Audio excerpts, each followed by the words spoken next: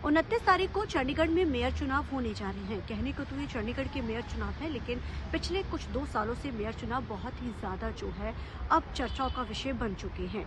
चुनाव तो ऐसे भी रहे थे कि सुप्रीम कोर्ट तक मामला गया और सुप्रीम कोर्ट के ऑर्डर के बाद दोबारा चुनाव होते हैं और जीत जो है आम आदमी पार्टी और कांग्रेस की जो गठबंधन की होती है।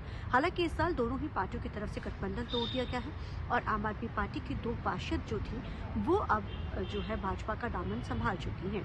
आरोप प्रत्यारोप की राजनीति लगातार जारी है और आम आदमी पार्टी की तरफ से हालांकि जो पार्षद बीजेपी में गई है उसकी भाभी जो चंडीगढ़ में नौकरी करती थी, पंजाब पुलिस उसको लेकर जाती है और उसके बाद जो है चंडीगढ़ पुलिस की तरफ से सभी भाजपा के पार्षदों को एक पुलिसकर्मी जो है सिक्योरिटी के तौर पे दिया जाता है और ये पहली बार मेयर चुनाव में होने जा रहा है।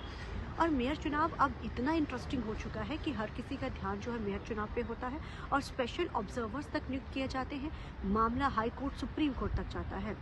आम आदमी पार्टी के बहुत सारे पार्षद जो है हाई कोर्ट का रुख करते हैं। उनकी तरफ से मांग की जाती है कि चुनाव में जो वोटिंग है वो हाथ खड़ा करके की जाए। अब इसकी भी मंजूरी मिल जाती है और इस बार के चुनाव इसलिए भी इंटरेस्टिंग है जहां भाजपा के में लगातार जो है अब आंकड़ों का हिसाब देखा जाए तो 18 उनके पास टोटल पार्षद हो चुके हैं। 2 आम आदमी पार्टी के जा चुके हैं। कांग्रेस और आम आदमी पार्टी का गठबंधन था जिसके चलते इनका जो है गणित पूरा बैठता था तो इनके पार्षद हो जाते थे तकरीबन टक्कर के अंदर और एक एमपी कांग्रेस का है। लेकिन पिछली बार यानी पिछले साल के चुनाव 2000 अगर हम 25 के चुनावों को देखा जाए तो उस चुनावों में भाजपा के पास मेजॉरिटी ना होने के बावजूद भी वो मेयर बना जाते क्योंकि क्रॉस वोटिंग होती है।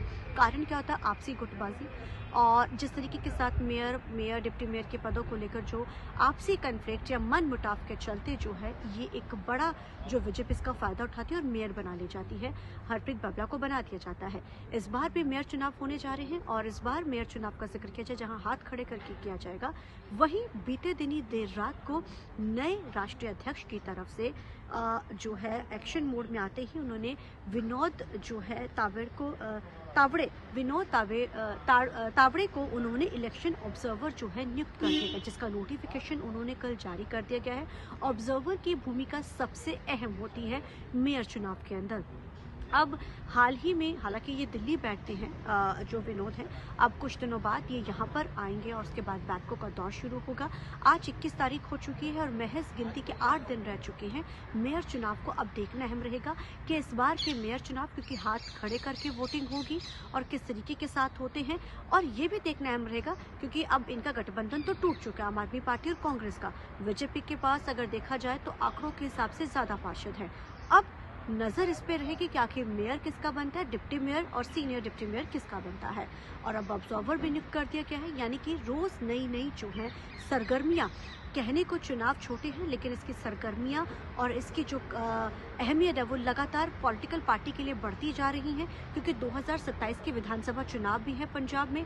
नगर निगम के दिसंबर में चुनाव चंडीगढ़ में होने जा रहे हैं। वैसे में मेयर चुनाव बहुत अहम और सभी पार्टियों के लिए अहमियत भी रखते हैं।